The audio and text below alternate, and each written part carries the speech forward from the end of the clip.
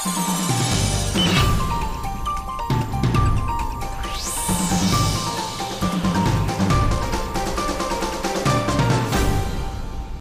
श्री अकाल। देश विदेश टीवी देख रहे दर्शकों का स्वागत है। आओ देखते हैं अज दियां मुख्य खबरां। 400 कदे 500 ਇਹੋ ਜਿਹੇ ਸਵਾਲ ਆ ਜਾਂਦੇ ਨੇ ਮੇਰੇ ਵਾਸਤੇ ਬਹਿ ਕੇ ਇਕੱਲੇ ਦਾ ਦੇਣਾ ਔਖਾ ਹੋ ਜਾਂਦਾ ਹੈ। ਤਾਂ ਮੈਂ ਆਪਣੇ ਦਫ਼ਤਰ ਨੂੰ ਕਿਹਾ ਸੀ ਕਿ ਇਹ ਸੋਸ਼ਲ ਮੀਡੀਆ ਦੇ ਵਿੱਚੋਂ ਤੁਸੀਂ ਦੇਖੋ ਜਿਹੜੇ ਕਿਸੇ ਮੁੱਦੇ ਤੇ ਜ਼ਿਆਦਾ ਤੋਂ ਜ਼ਿਆਦਾ ਸਵਾਲ ਹੋਣ ਉਹ ਮੁੱਦੇ ਤੁਸੀਂ ਮੈਨੂੰ ਲਿਸਟ ਕਰ ਦਿਓ ਤੇ ਮੈਂ ਉਹਦਾ ਜਵਾਬ ਦੇ ਦਿਆ ਕਰਾਂਗਾ ਇੱਕ ਵਾਰ ਹਫ਼ਤੇ 'ਚ। ਤਾਂ ਪਹਿਲੀ ਗੱਲ ਤਾਂ ਤੁਹਾਡੇ ਜਿਹੜੇ ਬਾਰ ਆਉਂਦੀ ਹੈ ਗੱਲ ਕਿ ਸਾਨੂੰ ਕੋਵਿਡ ਦੇ ਬਾਰੇ ਦੱਸੋ ਕਿ ਕੀ ਆਪਣਾ ਹੋ ਰਿਹਾ ਹੈ, ਕੀ ਕੈਸੇ ਚੱਲ ਰਿਹਾ ਪੰਜਾਬ ਦੇ ਵਿੱਚ। ਤੁਹਾਨੂੰ ਪਤਾ ਹੈ ਇਹ ਸ਼ੁਰੂਆਤ ਹੋਈ ਸੀ ਜਦੋਂ ਸਾਡੇ NRI ਬਾਹਰੋਂ ਆਏ ਸੀ, ਉੱਥੋਂ ਪਹਿਲਾਂ ਨਵਾਂ ਸ਼ਹਿਰ ਦੇ ਵਿੱਚ, ਫਿਰ ਹੁਸ਼ਿਆਰਪੁਰ ਦੇ ਵਿੱਚ। ਉਹ ਤੋਂ ਬਾਅਦ ਫਿਰ ਇਹ ਹੋਈ ਸੀ ਜਦ ਇਹ ਉਹ ਕਾਬੂ ਆ ਗਿਆ ਸੀ ਕੁਛ ਹੱਦ ਤੱਕ। ਫਿਰ ਸਾਡੇ ਜਿਹੜੇ ਆਏ ਸੀ ਇੱਥੋਂ ਨੰਦੇੜ ਸਾਹਿਬ ਤੋਂ, ਉੱਥੋਂ ਜਦੋਂ ਕੋਈ ਤਕਰੀਬਨ 4200 ਦਾ ਬੰਦੇ ਉੱਥੋਂ ਆਏ ਸੀ।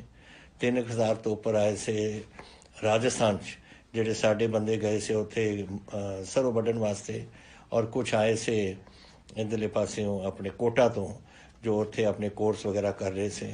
ਉੱਥੋਂ ਆ ਗਏ ਸੀ ਕੋਈ 17-18 ਬੰਦੇ ਜਿਹੜੇ ਏਜੰਟ ਪੋਜ਼ੀਟਿਵ ਨਿਕਲੇ।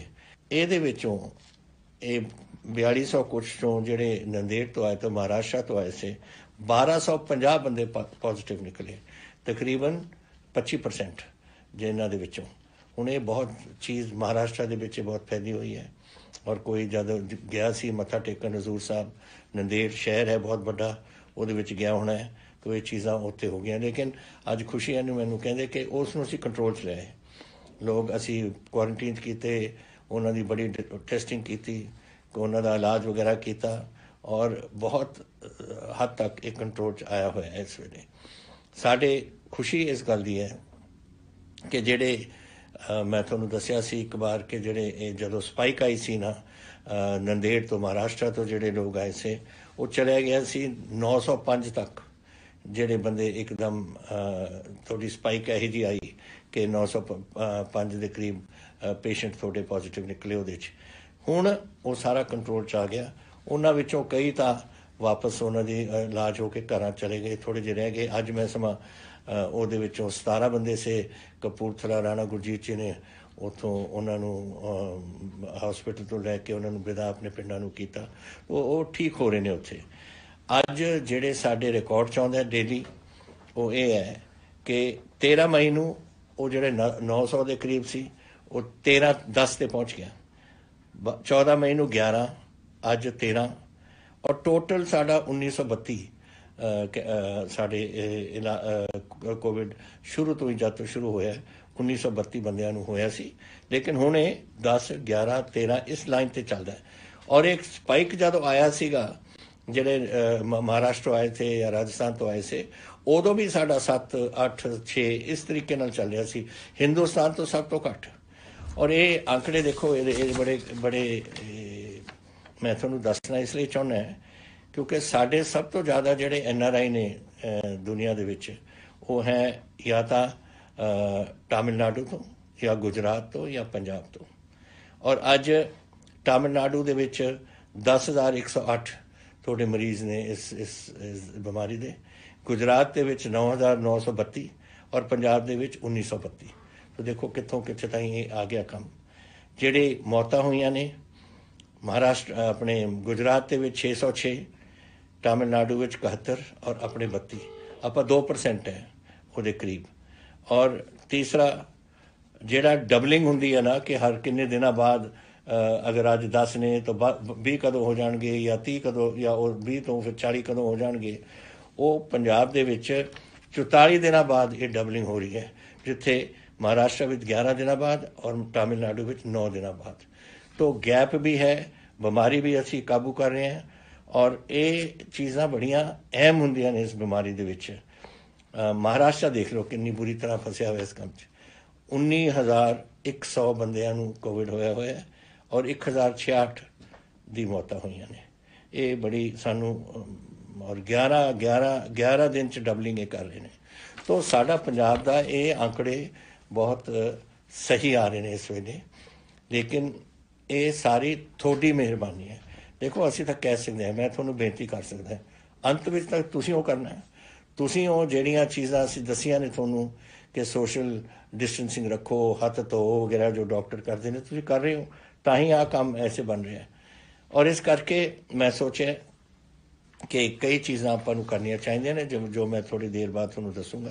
ਲੇਕਿਨ ਇਹ ਕੁਛ ਹੋਰ ਇਹਦੇ ਥੋੜੇ ਸਵਾਲ ਸੇ, जैसे 50,000 ਬੰਦੇ ਅੱਜ ਸਾਨੂੰ ਪੰਜਾਬ ਛੱਡ ਕੇ ਬਿਹਾਰ ਤੋਂ, ਝਾਰਖੰਡ ਤੋਂ, यूपी ਤੋਂ ਵਾਪਸ ਆਪਣੇ ਘਰਾਂ 'ਚ ਜਾਂ ਉੱਤਰਾਖੰਡ ਤੋਂ ਜਾਣਾ ਚਾਹੁੰਦੇ ਨੇ, ਉੜੀਸਾ ਤੋਂ ਵੀ ਆਏ ਹੋਏ ਨੇ। ਅਤੇ ਮੈਂ ਉਹਨਾਂ ਨੂੰ ਅਸੀਂ ਉਹਨਾਂ ਦੀ ਟ੍ਰੇਨਾਂ ਕਰ ਰਹੇ ਹਾਂ। ਅੱਜ ਦੇ ਦਿਨ ਤਕਰੀਬਨ ਹੋ ਗਈਆਂ ਨੇ 130 ਟ੍ਰੇਨਾਂ ਆਪਣੀਆਂ ਜਾ ਚੁੱਕੀਆਂ ਨੇ। ਇਹਨਾਂ ਨੂੰ ਲਿਜਾ ਕੇ 17 ਤੋਂ 18 ਟ੍ਰੇਨਾਂ ਅਸੀਂ ਡੇਲੀ ਭੇਜ ਰਹੇ ਹਾਂ। ਔਰ ਇਸ ਵੇਲੇ 84 ਟ੍ਰੇਨਾਂ यूपी ਜਾ ਚੁੱਕੀਆਂ ਔਰ 32 ਟ੍ਰੇਨਾਂ ਬਿਹਾਰ ਜਾ ਚੁੱਕੀਆਂ ਨੇ। ਜੋ ਅਸੀਂ ਪੰਜਾਬ ਦੇ ਲੋਕ ਅਸੀਂ ਇਹਦਾ ਪੇਮੈਂਟ ਕਰ ਰਹੇ ਹਾਂ ਤਾਂ ਕਿ ਉਹਨਾਂ ਨੂੰ ਅਸੀਂ ਘਰ ਪਹੁੰਚਾ ਸਕੀਏ। ਉਹਨਾਂ ਨੇ ਸੇਵਾ ਕੀਤੀ ਆਪਣੇ ਸੂਬੇ ਦੀ ਔਰ ਸਾਡੀ ਡਿਊਟੀ ਬਣਦੀ ਹੈ। ਇਸੀ ਹਾਲ ਨਾਲ ਸਾਡੇ ਪੰਜਾਬੀ ਜਿਹੜੇ ਬਾਹਰ ਬੈਠੇ ਨੇ, 60,000 ਪੰਜਾਬੀ ਹਿੰਦੁਸਤਾਨ ਦੇ ਹੋਰ ਸੂਬਿਆਂ 'ਚੋਂ ਵਾਪਸ ਆਉਣਾ ਚਾਹੁੰਦੇ ਆ ਔਰ ਡਿਊਟੀ ਬਣਦੀ ਆ ਉਹ ਸੂਬਿਆਂ ਦੀ ਭੇਜਣ ਨੂੰ। ਲੇਕਿਨ ਅਗਰ ਉਹ ਨਹੀਂ ਭੇਜਣਗੇ ਤਾਂ ਅਸੀਂ ਉਹਨਾਂ ਨੂੰ ਲੈ ਕੇ ਆਵਾਂਗੇ। ਸਾਡੇ ਪੰਜਾਬੀ ਨੇ ਅਤੇ ਅਸੀਂ ਉਹਨਾਂ ਨੂੰ ਉੱਥੇ ਨਹੀਂ ਛੱਡਾਂਗੇ ਅਗਰ ਆਉਣਾ ਚਾਹੁੰਦੇ ਨੇ। ਅੱਜ ਤੁਸੀਂ ਇੱਕ ਸਵਾਲ ਮੈਨੂੰ ਇਹ ਵੀ ਕੀਤਾ ਸੀ ਕਿ ਬਾਹਰੋਂ ਅਸੀਂ ਆਉਣਾ ਚਾਹੁੰਦੇ ਹਾਂ। ਗਵਰਨਮੈਂਟ ਆਫ ਇੰਡੀਆ ਇਹਦੇ ਜਹਾਜ਼ ਕਈ ਜਹਾਜ਼ ਬੁਕਿੰਗ ਕੀਤੀ ਹੈ ਉਹਨਾਂ ਨੇ। 174 ਤਾਂ ਪਹਿਲਾਂ ਜਹਾਜ਼ ਕੀਤੇ ਨੇ, ਹੁਣ ਹੋਰ ਕਰਨ ਲੱਗੇ ਨੇ। ਔਰ ਜਿੱਥੇ ਵੀ ਸਾਡੇ ਹਿੰਦੁਸਤਾਨੀ ਬੈਠੇ ਨੇ ਔਰ ਆਉਣਾ ਚਾਹੁੰਦੇ ਨੇ, ਔਰ ਤੁਸੀਂ ਪੰਜਾਬੀਓ ਜਿਹੜੇ ਬਾਹਰ ਬੈਠੇ ਔਰ ਆਉਣਾ ਚਾਹੁੰਦੇ ਹੋ, ਆਪਣੇ ਕੌਂਸਲ ਜਨਰਲ ਨੂੰ ਤੁਸੀਂ ਜਾ ਕੇ ਦੱਸੋ ਕੌਂਸੂਲੇਟ ਵਿੱਚ ਕਿ ਤੁਸੀਂ ਆਉਣਾ ਚਾਹੁੰਦੇ ਹੋ, ਨਾਮ ਨੋਟ ਕਰਾ ਲਓ ਤਾਂ ਕਿ ਤੁਸੀਂ ਵੀ ਉਸ ਜਹਾਜ਼ ਦੇ ਵਿੱਚ, ਅਸੀਂ ਉਹਨਾਂ ਨੂੰ ਦੱਸ ਦਾਂਗੇ, ਤੁਸੀਂ ਵੀ ਉਹ ਜਹਾਜ਼ ਦੇ ਵਿੱਚ ਆ ਸਕੋ ਵਾਪਸ। ਤਾਂ ਇਹ ਹੈ, ਜਦ ਆਓਗੇ ਤੁਸੀਂ ਪੁੱਛ ਰਹੇ ਹੋ ਮੈਨੂੰ ਤਾਂ ਸਾਡਾ ਕੁਆਰੰਟੀਨ ਹੋਏਗਾ, ਤੁਹਾਡਾ ਟੈਸਟਿੰਗ ਹੋਏਗੀ ਤੁਹਾਡੀ, ਔਰ ਕੁਆਰੰਟੀਨ 14 ਦਿਨ ਦੀ। ਅਗਰ ਤਾਂ ਤੁਸੀਂ ਪੋਜ਼ੀਟਿਵ ਹੋ ਫਿਰ ਤਾਂ ਤੁਹਾਨੂੰ ਜਾਣਾ ਪਵੇਗਾ ਇਨਟੂ ਹੌਸਪੀਟਲ ਜਿੱਥੇ ਤੁਹਾਡੇ ਆਪਣਾ ਇਲਾਜ ਕਰਾਉਣਾ ਔਰ ਤੁਸੀਂ ਇਲਾਜ ਤੋਂ ਬਾਅਦ ਆਪਣੇ ਘਰ ਜਾ ਸਕੋਗੇ। ਜਿਨ੍ਹਾਂ ਨੂੰ ਸਿਰਫ ਏਸਿਮਟੋਮੈਟਿਕ ਹੋ ਜਾਂ ਕੁਛ ਬਿਮਾਰੀ ਨਹੀਂ ਹੈ ਉਹਨਾਂ ਨੂੰ ਅਸੀਂ ਘਰ ਭੇਜ ਦਾਂਗੇ ਕੁਆਰੰਟੀਨ ਵਾਸਤੇ। ਤੁਸੀਂ ਘਰਾਂ 'ਚ ਬੈਠੋ ਔਰ ਤੁਹਾਨੂੰ 14 ਦਿਨ ਉੱਥੇ ਬਿਤਾਉਣੇ ਪੈਣਗੇ। ਫਿਰ ਤੁਹਾਡਾ ਟੈਸਟ ਹੋਊ, ਅਗਰ ਤੁਸੀਂ ਠੀਕ ਹੋ ਫਿਰ ਤੁਸੀਂ ਆਪਣੀ ਇਹ ਕੁਆਰੰਟੀਨ ਦਾ ਕੰਮ ਤੁਹਾਡਾ ਬੰਦ ਹੋ ਜਾਊਗਾ। ਇਹ ਗੱਲਾਂ ਤੁਸੀਂ ਮੈਨੂੰ ਇਹ ਪੁੱਛੀਆਂ ਨੇ ਕੋਵਿਡ ਦੇ ਬਾਰੇ, ਇਹ ਮੈਂ ਤੁਹਾਨੂੰ ਦੱਸਿਆ। ਬਾਹਰੋਂ ਇਸ ਵੇਲੇ ਜੈਸੇ ਮੈਂ ਤੁਹਾਨੂੰ ਦੱਸਿਆ 60,000 ਤੱਕ ਕਰੀਬ ਪੰਜਾਬੀ ਬਾਹਰੋਂ ਹਿੰਦੁਸਤਾਨ ਦੇ ਸੂਬਿਆਂ ਤੋਂ ਆਉਣਾ ਚਾਹੁੰਦੇ। ਲੇਕਿਨ ਇਹ 60 ਤਾਂ ਬਹੁਤ ਅੱਗੇ ਵੱਧ ਸਕਦਾ ਹੈ। ਇਹ ਤਾਂ ਸਿਰਫ ਸਾਡੇ ਵੈਬਸਾਈਟ 'ਤੇ ਆਇਆ ਔਰ ਵੈਬਸਾਈਟ ਤੋਂ ਇਲਾਵਾ ਕਈਆਂ ਨੂੰ ਤਾਂ ਪਤਾ ਵੀ ਨਹੀਂ ਹੋਣਾ ਕਿ ਸਾਡਾ ਵੈਬਸਾਈਟ ਕੀ ਹੈ ਕਿਤੇ ਨਹੀਂ। ਜਿਹੜੇ ਕੋਈ ਰਹਿ ਜਾਂਦੇ ਹੋ ਤੁਸੀਂ, ਅਗਰ ਤੁਸੀਂ ਆਉਣਾ ਚਾਹੁੰਦੇ ਹੋ ਸਾਨੂੰ ਦੱਸ ਦਿਓ, ਅਸੀਂ ਤੁਹਾਨੂੰ ਲਿਆਵਾਂਗੇ। ਔਰ ਜਿਹੜੇ ਵਿਦੇਸ਼ਾਂ ਤੋਂ ਆ ਰਹੇ ਨੇ, ਜੋ ਸਾਨੂੰ ਖਬਰ ਆਈ ਹੈ ਐਕਸਟਰਨਲ ਅਫੇਅਰਸ ਮਿਨਿਸਟਰੀ ਤੋਂ ਕਿ ਤਕਰੀਬਨ 20,000 ਦੇ ਕਰੀਬ ਆਪਣੇ ਪੰਜਾਬੀ ਇੱਥੇ ਵਾਪਸ ਆਉਣਾ ਚਾਹੁੰਦੇ ਨੇ। ਤਾਂ ਜੈਸੇ ਮੈਂ ਤੁਹਾਨੂੰ ਦੱਸਿਆ ਆਪਣੇ ਕੌਂਸੂਲੇਟਾਂ ਨੂੰ ਆਪਣਾ ਨਾਂ ਪਹੁੰਚਾਓ ਜ਼ਰੂਰ।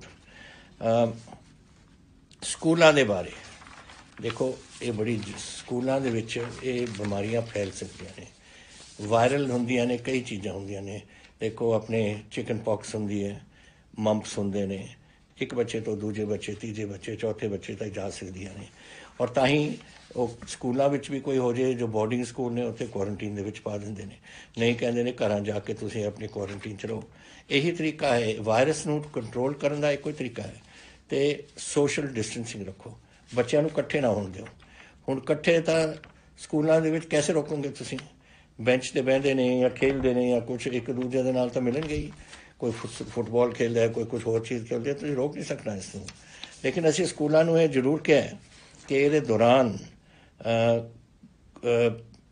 ਕੋਈ ਇਨਕਰੀਜ਼ ਨਹੀਂ ਹੋਏਗੀ ਉਹਨਾਂ ਦੀ ਫੀਸ ਦੀ। ਇਸ ਸਾਲ ਮੈਂ ਇਹਨਾਂ ਨੂੰ ਭੇਜ ਚੁੱਕਿਆ ਆਰਡਰ ਕਿ ਕੋਈ ਤੁਸੀਂ ਜਿਹੜਾ 8% ਅਸੀਂ ਇਨਕਰੀਜ਼ ਅਲਾਉ ਕਰ ਦਿੰਦੇ ਹਾਂ ਆਪਣੇ ਪ੍ਰਾਈਵੇਟ ਸਕੂਲਸ ਨੂੰ ਕਿ ਤੁਸੀਂ 8% ਤਾਈਂ ਆਪਣਾ ਵਧਾ ਸਕਦੇ ਹੋ ਆਪਣੀ ਫੀਸ, ਉਹ ਨਹੀਂ ਹੋਣਗੀਆਂ ਇਸ ਸਾਲ। ਪਹਿਲੀ ਗੱਲ ਤਾਂ ਇਹ ਹੈ। ਦੂਸਰਾ, ਔਨਲਾਈਨ ਐਜੂਕੇਸ਼ਨ ਰੱਖਣ, ਕਿਉਂਕਿ ਸਾਨੂੰ ਨਹੀਂ ਪਤਾ। ਅੱਜ ਮੈਨੂੰ ਤੁਸੀਂ ਪੁੱਛੋ ਕਿ ਕਿੰਨੀ ਦੇਰ ਕੋਵਿਡ ਚੱਲੇਗਾ, ਉਹ ਵੀ ਸਵਾਲ ਹੈ ਇੱਕ ਤੁਹਾਡਾ। ਮੈਂ ਕੈਸੇ ਦੱਸਾਂ ਤੁਹਾਨੂੰ ਕਿ ਦੁਨੀਆ 'ਚ ਨਹੀਂ ਪਤਾ ਕੈਸੇ ਚੱਲ ਰਿਹਾ। Nobody knows. ਇਹ ਬਿਮਾਰੀ ਇਹੀ ਜਿਹੀ ਹੈ ਜਿਹੜੀ ਚਾਈਨਾ ਤੋਂ ਸ਼ੁਰੂ ਹੋਈ ਔਰ ਚਾਈਨਾ 'ਚ ਫਿਰ ਵਾਪਸ ਪਹੁੰਚ ਗਈ। ਅਮਰੀਕਾ ਦਾ ਦੇਖੋ ਕੀ ਹਾਲ ਹੈ, ਲੱਖਾਂ ਦੇ ਕਰੀਬ ਉੱਥੇ ਲੋਕ ਬਿਮਾਰ ਹੋ ਗਏ ਔਰ ਪਤਾ ਨਹੀਂ 70 ਜਾਂ 80 ਹਜ਼ਾਰ ਦੇ ਕਰੀਬ ਤਾਂ ਮਰ ਗਏ ਨੇ ਉੱਥੇ। ये सारे किते दुनिया चल रही है तो कोई कंट्रोल नहीं ना सानू पता है बीमारी बारे, ना डॉक्टर नूं साइंटिस्ट नूं किसी नूं पता इस बारे। तो ये करके स्कूल सानू बंद रखने पैणगे जद ताईं कुछ इहदी जानकारी नहीं हुंदी और इन्हें ये नहीं पता लगता कि इहदा असीं कैसे इलाज इहदा करांगे। तो ये थोनू औखी घड़ी थोनू कटनी पऊ। मैं जानदा बच्चों की जिहड़ी पढ़ाई है वो नहीं होनी, लेकिन ऑनलाइन तुसीं अगर जिहड़े स्कूल कर सकते हैं तुसीं करो। ਉਹਦੇ वास्ते ऑनलाइन वास्ते तो वक् गल है, लेकिन होर कोई बिल नहीं तुसीं लाने। जैसे बिल्डिंग चार्जिज होंदे ने, ट्रांसपोर्टेशन चार्जिज, मील चार्जिज वगैरह ये नहीं लगणगे। अगर तुसीं ऑनलाइन की सिखलाई है ਉਹਦਾ ਜਿਹੜਾ ਕੋਈ ਤੁਹਾਡਾ ਖਰਚਾ ਹੁੰਦਾ ਉਹ ਤੁਸੀਂ ਬੇਸ਼ੱਕ ਚਾਰਜ ਕਰ ਸਕਦੇ ਹੋ। तो ये गल्लां असीं कई चीज़ां प्राइवेट स्कूल्स नूं लिख के भेजियां ने, अखबार च आ जाणगियां और मैं आस करदा कि तुसीं अपने बच्चों नूं पढ़ाओ जरूर। और जैसे ही सानूं पता लगदा है कि ये कम हुण दबन लग गया और कोई इहदा कोई इलाज मिल रहा है तो असीं स्कूल खोल सकांगे। ये थोड़े बच्चों की बेहतरी वास्ते है, थोड़े परिवार की और थोड़े बच्चों की सेहत वास्ते है।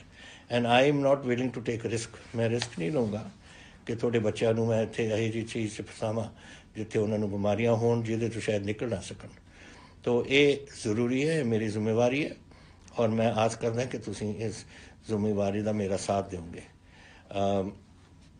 खुशियां इस गल दियां जरूर ने कि जैसे तुसीं मैनूं ये भी पूछा सी फसल के बारे कि तुसीं हुण सौणी आ रही है, सौणी की आपां फसल की करांगे। पहला गल तो यह है बधाई थोनू कि 123 लाख टन अपनी कणक आ चुकी है और दिन पर दिन 1 लाख सवा लाख डेली आ रही है। देखते हैं कितने तक पहुँचती है, लेकिन ये किसानों की हिम्मत है, थोड़े सारे की हिम्मत है जिन्होंने करके होया। तुसीं मैनूं फिर पूछा सी कि सौणी के बारे कि असीं 1 जून तो शुरू करना चाहुंदे। 1 जून तो तुसीं करोगे ना झोने नूं शुरू, वो तो अगस्त की अखीर दे पहली हफ्ते सितंबर के पक जूगी। तुसीं कटोगे कैसे, वढोगे कैसे, वो मॉइस्चर लैवल इन्नी हाई हो जानी। इस करके ये ना तुसीं गलती कर बैठना। असीं 10 तरीक तुहानूं दित्ती है, अगर तुसीं 1 जून तो लियाउने हो तो थोड़ी 25 अगस्त तक पक जानी है, जब सब तो ज़्यादा बारिश उदों होंदी है। क्या ਇਹਦਾ फायदा की है दसो पहला शुरू करन तो तुसीं ये मेरी गल मनो 10 जून ठीक टाइम है। वो फिर सितंबर विचाले जाके ये पक्कूगी, उदों तुसीं इसनूं वाढी च लग सकती है और मंडी च आ सकती है। तो ये गल मैं थोनूं ये दसना चाहुंदा सी। होर थोड़े सवाल से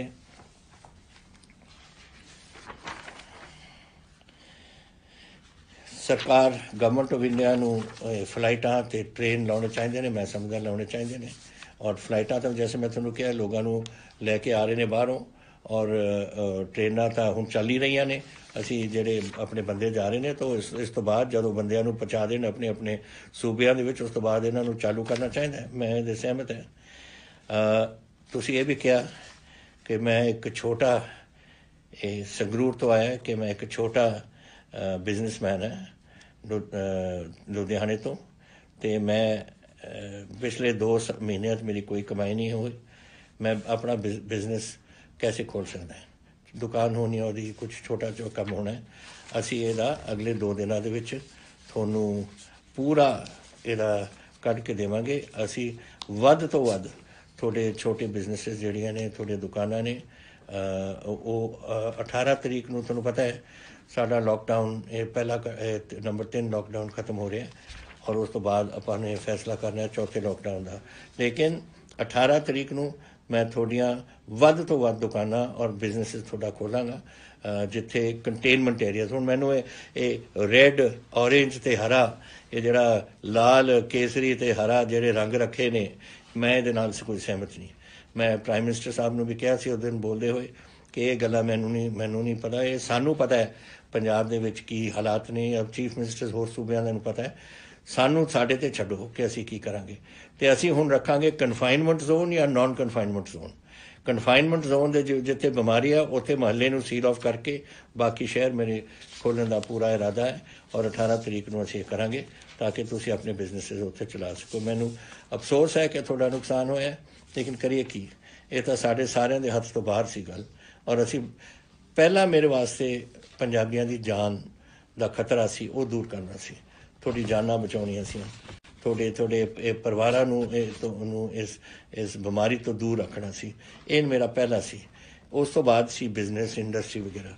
लेकिन हुण समय आ गया क्योंकि मैनू पता है कई लोग तो जो दुकाना तो कमाते ने उही खाते हैं, तो इस तरीके नाल 2 हफ्ते 2 महीने तो बहुत लंबा हो जाता है अरसा। तो इस करके ਇਹਦਾ ਅਸੀਂ 18 ਤਰੀਕ ਨੂੰ ਐਲਾਨ ਕਰਾਂਗੇ ਤਾਂ ਕਿ ਤੁਸੀਂ ਆਪਣੇ ਵਿੱਚ ਉੱਥੇ ਕੰਮ ਚਲਾ ਸਕੋ। ਲੌਂਗ ਟਰਮ ਇਫੈਕਟ ਤੁਸੀਂ ਪੁੱਛਿਆ, ਇਹ ਜਲੰਧਰ ਤੋਂ ਆਇਆ ਹੈ ਰਿਸ਼ੀ ਮਲਹੋਤਰਾ ਜੀ ਦਾ ਸਵਾਲ ਕਿ ਲੌਂਗ ਟਰਮ ਇਫੈਕਟ ਕੋਵਿਡ ਦਾ ਸਾਡੇ 'ਤੇ ਕੀ ਹੈ। ਮੈਂ ਦੇਖੋ, ਇਹ ਇੱਕ ਬਿਮਾਰੀ ਹੈ, ਹਰ ਬਿਮਾਰੀ ਤੋਂ ਜਿਹੜਾ ਲੰਘ ਜਾਂਦਾ ਹੈ ਉਹ ਫਿਰ ਠੀਕ ਹੋ ਜਾਂਦਾ ਹੈ ਤਾਂ ਸਿਹਤ ਠੀਕ ਹੋ ਜਾਂਦੀ ਹੈ। ਔਰ ਵਾਹਿਗੁਰੂ ਕਰੇ ਇਹ ਬਿਮਾਰੀ ਕੋਈ ਲੌਂਗ ਟਰਮ ਕੋਈ ਅਸਰ ਨਾ ਪਵੇ ਕਿਸੇ 'ਤੇ, ਤੁਸੀਂ ਠੀਕ ਹੋ ਜਾਓਗੇ। ਜੋ ਪਤਾ ਲੱਗ ਰਿਹਾ ਜੋ ਇੱਥੇ ਦੇ ਪੰਜਾਬ ਦੇ ਵਿੱਚ ਵੀ ਅੱਜ ਵੀ ਮੈਂ ਗੱਲ ਕਰ ਰਿਹਾ ਸੀ ਕਪੂਰਥਲੇ 'ਚ 17 ਬੰਦੇ ਜਿਹੜੇ ਕੋਵਿਡ ਤੋਂ ਹੁਣ ਠੀਕ ਹੋਏ ਨੇ, ਉਹ ਕਹਿੰਦੇ ਸੀ ਅਸੀਂ ਚੜ੍ਹਦੀ ਕਲਾ 'ਚ ਹੈ, ਅਸੀਂ ਬੜੇ ਤਕੜੇ ਹਾਂ, ਸਭ ਕੁਝ ਠੀਕ ਹੈ। ਔਰ ਮੇਰਾ ਖਿਆਲ ਇੱਕ ਵਾਰ ਤੁਸੀਂ ਤੁਹਾਡੀ ਸਿਹਤ ਠੀਕ ਹੋ ਜਾਏ ਇਹ ਬਿਮਾਰੀ ਤੋਂ ਬਾਅਦ ਬਿਲਕੁਲ ਤੁਸੀਂ ਠੀਕ ਰਹੋਗੇ, ਤਾਂ ਤੁਹਾਨੂੰ ਫਿਕਰ ਕਰਨ ਦੀ ਲੋੜ ਨਹੀਂ। ਔਰ ਤੁਸੀਂ ਬਸ ਤਗੜੇ ਤਰੀਕੇ ਨਾਲ ਫਿਰ ਜਿਹੜਾ ਕੰਮ ਛੱਡਿਆ ਹੋਇਆ ਉਸ 'ਤੇ ਲੱਗੋ।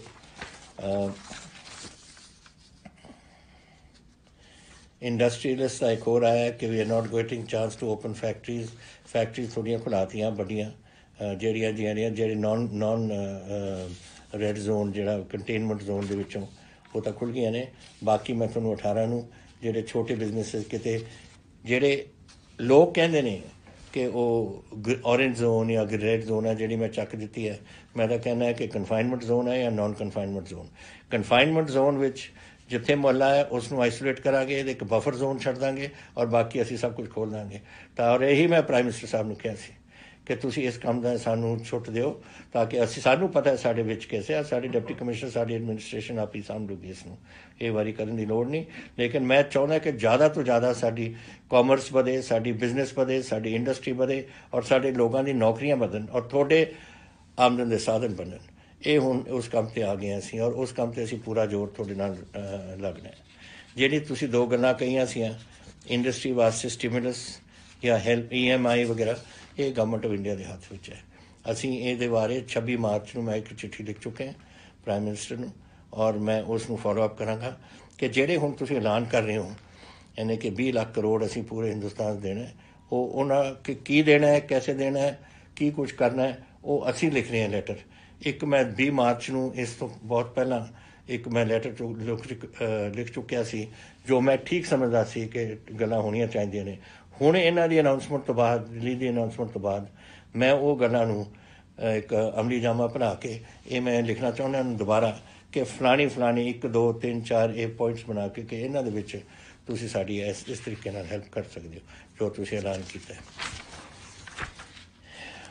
ਆਈ ਐਗਰੀ ਵਿਥ ਯੂ, ਜਿਹੜੀ ਤੁਸੀਂ ਗੱਲ ਕਹੀ ਹੈ ਕਿ ਐਡੀਸ਼ਨਲ ਫਸਲ ਦਾਣਾ ਵਗੈਰਾ ਖਾਣਾ ਵਗੈਰਾ ਦੇਣਾ ਚਾਹੀਦਾ ਹੈ ਗਰੀਬਾਂ ਵਾਸਤੇ ਔਰ ਤੁਹਾਨੂੰ ਇਹ ਬੁਰਾ ਲੱਗਦਾ ਹੈ, ਬੁਰਾ ਤਾਂ ਮੈਨੂੰ ਵੀ ਲੱਗਦਾ ਹੈ। ਲੇਕਿਨ ਜਿਹੜਾ ਬੰਦਾ ਆਪਣੇ ਬੱਚੇ ਨੂੰ ਰੋਟੀ ਨਹੀਂ ਖਵਾ ਸਕਦਾ ਉਹ ਫਿਰ ਸਾਡੀ ਡਿਊਟੀ ਬਣ ਜਾਂਦੀ ਹੈ। ਤੁਹਾਨੂੰ ਪਤਾ ਕਿੰਨਾ ਅਸੀਂ ਦੇ ਚੁੱਕੇ ਹਾਂ ਇਸ ਵੇਲੇ 1 ਕਰੋੜ ਪੈਕੇਟ ਅਸੀਂ ਦੇ ਚੁੱਕੇ ਹਾਂ, 3 ਕਰੋੜ ਦੀ ਆਪਣੀ ਆਬਾਦੀ ਹੈ। ਲੇਕਿਨ ਹਾਲੇ ਵੀ ਲੋਕਾਂ ਨੂੰ ਪੂਰੀ ਰੋਟੀ ਨਹੀਂ ਮਿਲ ਰਹੀ ਕਿਉਂਕਿ ਇਹ ਜਿਹੜੇ ਮਾਈਗਰੈਂਟ ਲੇਬਰ ਹੈ ਜਾਂ ਆਪਣੀ ਲੇਬਰ ਹੈ ਜਾਂ BPL ਸਾਡੀ ਫੈਮਿਲੀਜ਼ ਨੇ।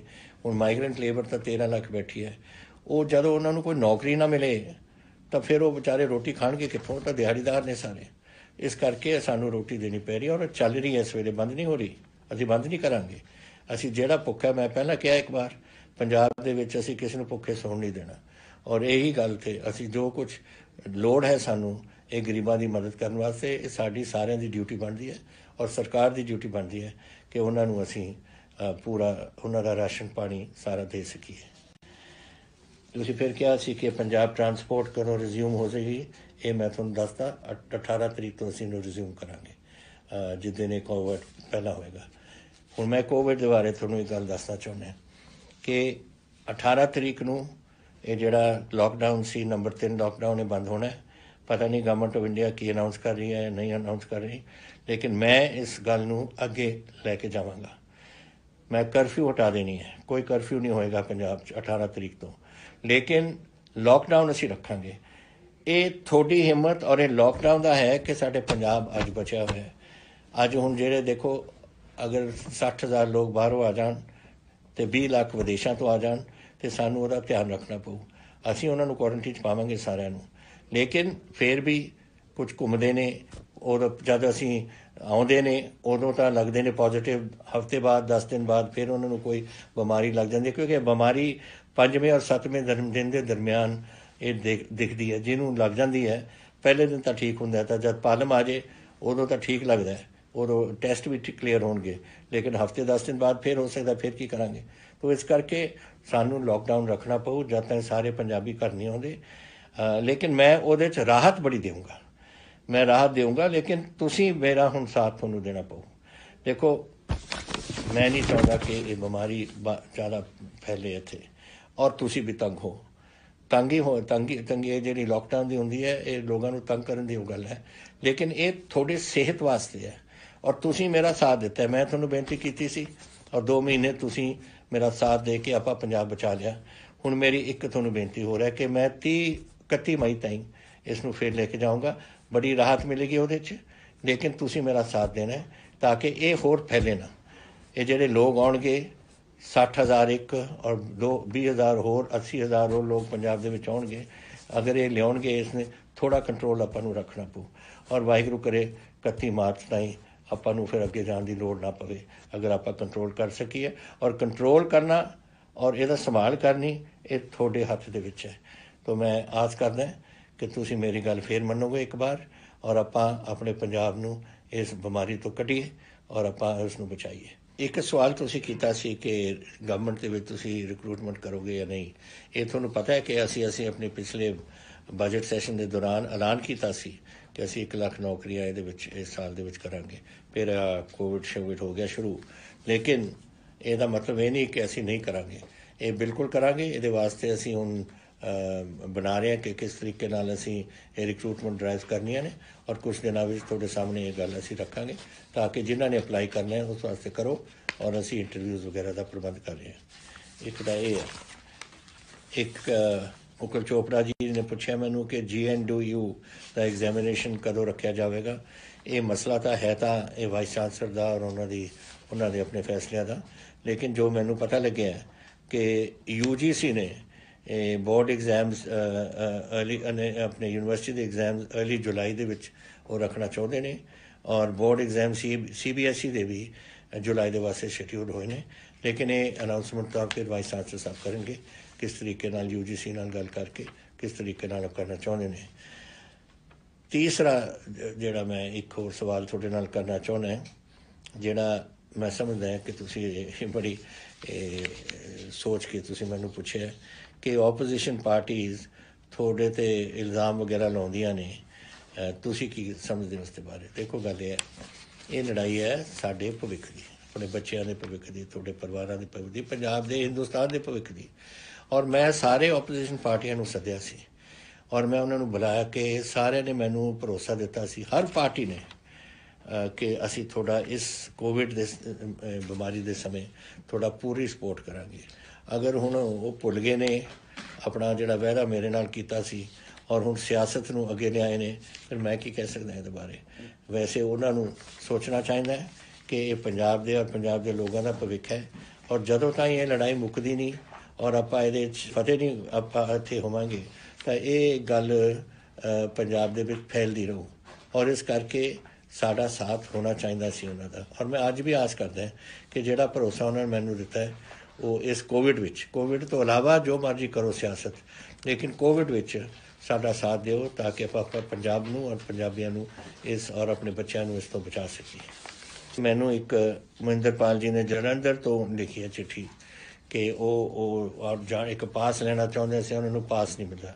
ਇਹ ਮੈਨੂੰ ਹੈਰਾਨੀ ਲੱਗਦੀ ਹੈ ਇਸ ਗੱਲ ਦੀ, ਕਿਉਂਕਿ ਡਿਪਟੀ ਕਮਿਸ਼ਨਰਸ ਔਰ SSPs ਨੂੰ ਦੱਸਿਆ ਗਿਆ ਕਿ ਜੋ ਆਪਣੇ ਪਾਸ ਲੈ ਕੇ ਕੁਝ ਖਾਸ ਜ਼ਰੂਰੀ ਕੰਮ ਕਰਨਾ ਚਾਹੁੰਦੇ ਉਹਨਾਂ ਨੂੰ ਦਿੱਤਾ ਜਾਵੇ।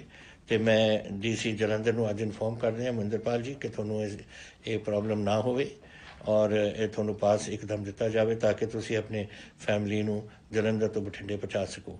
ਇਹ ਔਰ ਬਾਕੀ ਡਿਪਟੀ ਕਮਿਸ਼ਨਰ ਵੀ ਦੱਸ ਰਹੇ ਕਿ ਜੋ ਇਹ ਜੀ ਕੋਈ ਹੁੰਦੇ ਨੇ ਮੰਗਾਂ ਹੁੰਦੀਆਂ ਨੇ ਇਹਨਾਂ ਨੂੰ ਪੂਰੀਆਂ ਕਰਨੀਆਂ ਚਾਹੀਦੀਆਂ ਨੇ, ਉਹ ਅੱਜ ਮੈਂ ਉਹਨਾਂ ਨੂੰ ਇਹ ਭੇਜ ਰਿਹਾ। ਔਰ ਅਖੀਰ ਵਿੱਚ ਇੱਕੋ ਹੀ ਗੱਲ ਰਹਿ ਗਈ ਕਰਨ ਨੂੰ, ਔਰ ਉਹ ਹੈ ਤੁਹਾਡਾ ਧੰਨਵਾਦ ਕਰਨਾ। ਦੇਖੋ ਜਿਸ ਤਰੀਕੇ ਨਾਲ ਤੁਸੀਂ CM ਰਿਲੀਫ ਫੰਡ ਵਾਸਤੇ ਪੈਸੇ ਭੇਜੇ ਨੇ, ਮੈਂ ਆਸ ਨਹੀਂ ਕਰਦਾ ਸੀ कि इस तरीके नाल पैसे पहुँचणगे। बहुत पैसे पहुँचे ने। ਉਹਦੀ ਪਹਿਲੀ ਪੇਮੈਂਟ शायद ਤੁਹਾਨੂੰ पता लग्या होना है कि ਅਸੀਂ ਕੀਤੀ ਸੀ। ਜਿਹੜੇ ਦੋ ਸਾਡੇ ਮੁਲਾਜ਼ਮ ਇਸ ਉਹਨਾਂ ਦੀ ਮੌਤਾਂ ਹੋ ਗਈਆਂ। ਇੱਕ ਤਾਂ DSP ਸੀਗੇ ਲੁਧਿਆਣੇ ਤੋਂ, ਔਰ ਦੂਸਰੇ ਸੇ ਰੈਵਨਿਊ ਮਹਿਕਮੇ ਤੋਂ ਇੱਕ ਕਾਨੂੰਗੋ ਸੇ। ਉਹਨਾਂ ਦੋਨਾਂ ਨੂੰ ਅਸੀਂ ਇਹਦੀ ਜੋ ਦੇਣਾ ਸੀਗਾ ਉਹਨਾਂ ਨੂੰ ਰਿਲੀਫ ਵਗੈਰਾ ਉਹਨਾਂ ਦੇ ਪਰਿਵਾਰਾਂ ਨੂੰ ਅਸੀਂ ਦਿੱਤੀ ਹੈ। ਔਰ ਸਾਡੇ ਕੋਲ ਬਹੁਤ ਪੈਸੇ ਪਏ ਨੇ ਇਸ ਵੇਲੇ, ਕੋਈ ਇਹਦੀ ਤੰਗੀ ਨਹੀਂ, ਕੋਈ ਪ੍ਰੋਬਲਮ ਨਹੀਂ ਸਾਨੂੰ ਆਉਣੀ। ਲੇਕਿਨ ਧੰਨਵਾਦ ਤੁਹਾਡਾ, ਕਿਉਂਕਿ ਤੁਸੀਂ ਅਮਾਊਂਟਸ ਕੋਈ ਵੀ ਹੋਵੇ, ਤੁਸੀਂ ਆਪਣੇ ਦਿਲੋਂ ਆਪਣੇ ਪਿਆਰ ਨਾਲ ਇਹ ਭੇਜਿਆ ਆਪਣੇ ਪੰਜਾਬ ਵਾਸਤੇ, ਤਾਂ ਮੈਂ ਦਿਲੋਂ ਤੁਹਾਡਾ ਸਾਰਾ ਸ਼ੁਕਰਗੁਜ਼ਾਰ ਹੈ। ਅਤੇ ਮੇਰੇ ਵੀਰੋ ਭੈਣੋ, ਕੋਈ ਇਹੋ ਜਿਹੇ ਸਵਾਲ ਹੋਣ, ਕੋਈ ਗੱਲਾਂ ਹੋਣ ਜੋ ਤੁਹਾਡੇ ਮਨ 'ਚ ਨੇ, ਜੋ ਤੁਸੀਂ ਮੈਨੂੰ ਪੁੱਛਣਾ ਚਾਹੁੰਦੇ ਹੋ, ਮੈਂ ਤੁਹਾਨੂੰ ਦੱਸਿਆ ਹਰ ਹਫ਼ਤੇ ਮੈਂ ਇੱਕ ਦਿਨ ਇਹ ਤੁਹਾਡੇ ਨਾਲ ਇਹ ਗੱਲ ਕਰਿਆ ਕਰਾਂਗਾ। ਜ਼ਰੂਰ ਮੈਨੂੰ ਲਿਖ ਕੇ ਭੇਜੋ ਔਰ ਮੈਂ ਕੋਸ਼ਿਸ਼ ਕਰੂੰਗਾ ਕਿ ਸਾਰੀਆਂ ਗੱਲਾਂ ਦਾ ਤੁਹਾਨੂੰ ਜਵਾਬ ਦੇਵਾਂ। ਬਹੁਤ ਧੰਨਵਾਦ ਤੁਹਾਡਾ ਸਾਰਿਆਂ ਦਾ।